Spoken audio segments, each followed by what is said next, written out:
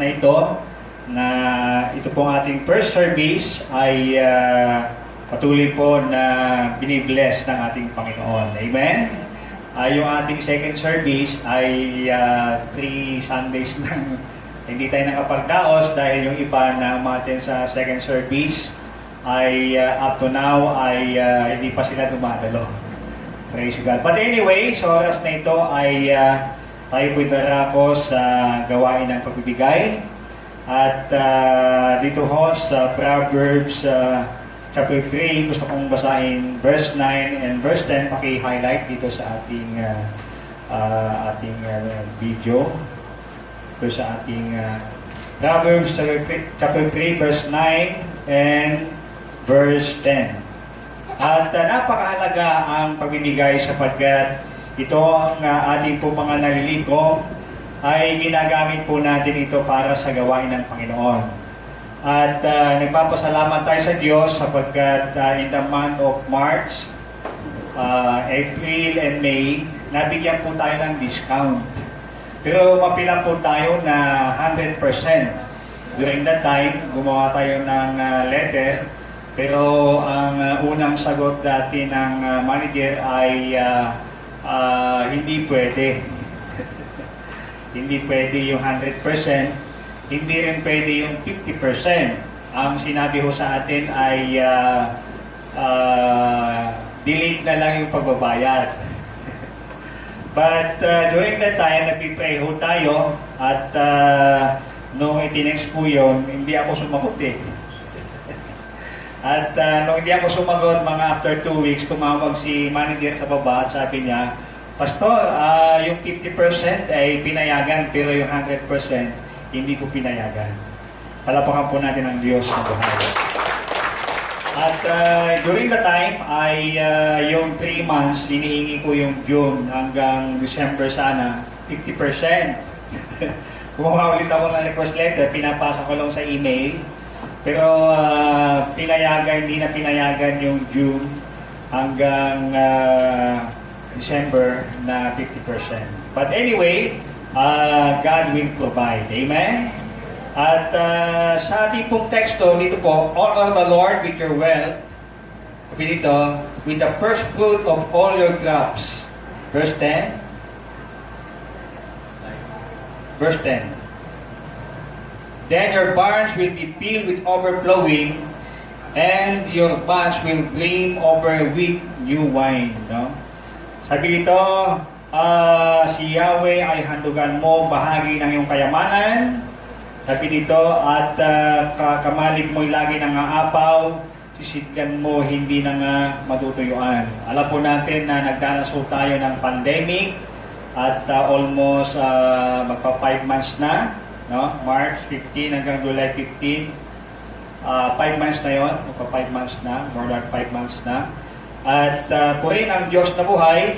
Lagi kami nag-uusap ni Sister Winnie, paano kami makakabayad sa ating gastusin. But we know that ang Diyos ang gumagawa ng paraan. Amen? At kaya ginawa po natin yung upa ng yung 15,000 na 50%. Yung 50% po noon, yung 3 months ay 15,000, tama. Kasi 10,000 yung upa natin. Ginawa namin binabayaran po natin na ito ng 3,000 monthly. So nagsimula ng month of June ay nagbayad po tayo ng 13, tama. 3,000. Then itong July, 13,000. So, hanggang October, tama, ay 13,000 yung bayad natin. But anyway, malaking bagay pa rin po yun na discount po natin sapagkat doon po sa iba ay hindi po talaga sila nagbigay ng discount. At talagang dinilate lang nila, babayaran nila ng kung how many months silang babayaran. Kaya kapag tayo po ay alam ko na maging sa ating mga gastusin, marami ho tayong mga binabayaran, ay ang Diyos din ang nagpo-provide sa atin. Amen?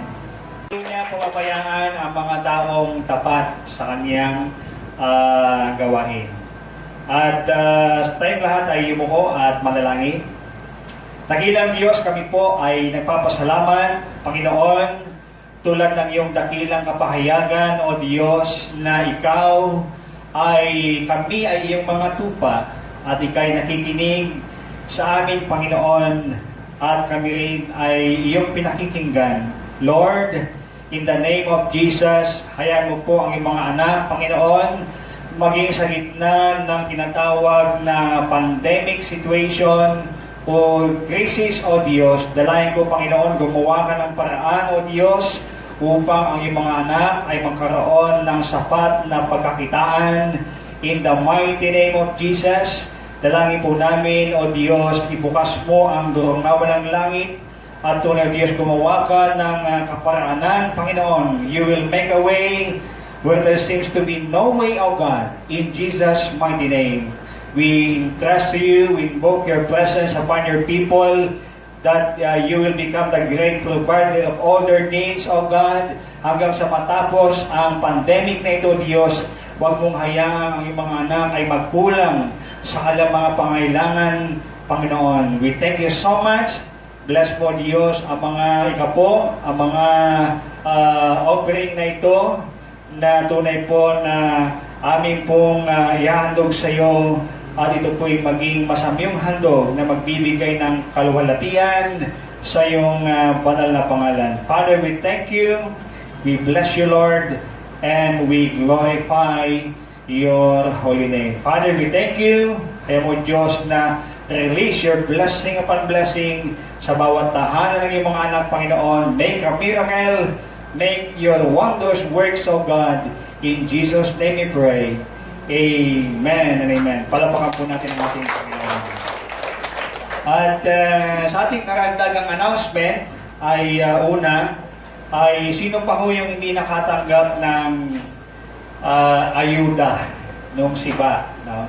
Lahat po nung hindi po nakatanggap ay sino pa ho yung hindi man nakatanggap? Pakitaas lang po yung kamay, alam natin. Mamaya po ay ibibigay po sa atin. Kakausapin lang po nyo si Sister Winnie. At may bibigay po sa atin yung ayuda ng SIBAC Party List na yung po ay nung month of June pa, na-delay po dahil hindi ako makapasok noon dito sa ating probinsya dahil ang aking po residente ay sa Bigan. No? Bigan City. At una napakahigpit yung pagpasok at yung paglabas dito sa ating probinsya, gawa nung kasagsagan nung pandemic.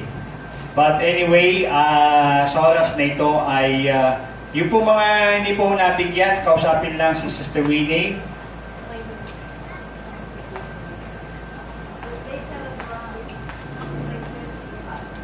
At mamaya ay may bibigay sa inyo yung mga ayuda. Praise God. Kaya po ay lahat po ng mga nagdaraos na kalang birthday, happy birthday. Pwede bang sila lumapis sa harapan sa buwan ng July? Saka yung mga graduate, meron ba? Mga graduate na nandito ay pagsasabayin na natin. Sige ho, madalian at kung hindi nyo dala yung handa nyo, okay lang.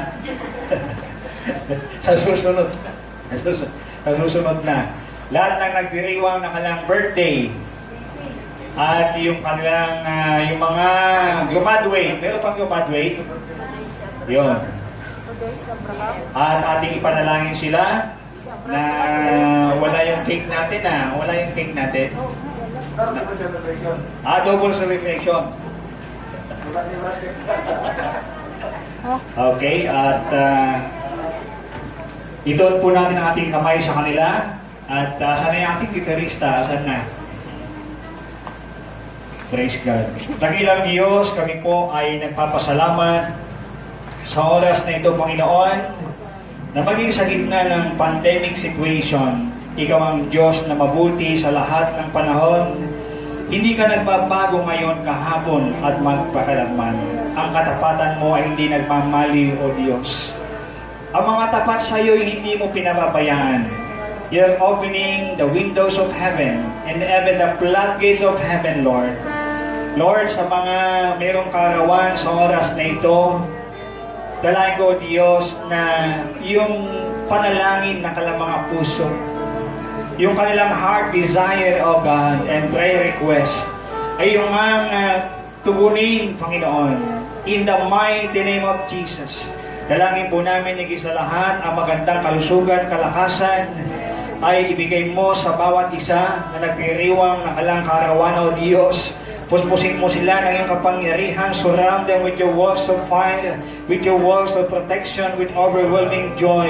Even in this kind of situation, O God, iparanas mo sa kanila ang iyong kadakilan, pagmamahal. Lord, we thank you, we bless you, Lord. And truly, we release your blessing upon blessing beyond their imagination, beyond expectation, and beyond their imagination, and beyond their comprehension, O God. Be closer unto them more than ever before. Prove unto them that you're alive, you're the same yesterday, today, and forever. In Jesus' mighty name. Let your provision be upon them, O God. Panginoon, marami pong salamat sa mga nagsipagtapos. Panginoon, kung meron man sa kanilang mga pag-aaral, bless them for the next journey of their lives.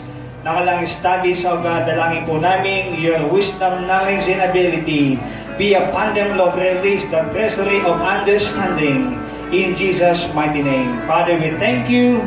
We bless you, Lord. We glorify your name. In Jesus' mighty name, this we pray. Amen and amen. Palapakan natin ang ating Panginoon. Happy birthday. Wala bang boses? To you. Happy birthday to you. Happy birthday, happy birthday, happy birthday to you. Palapakan natin ang Diyos na buhay.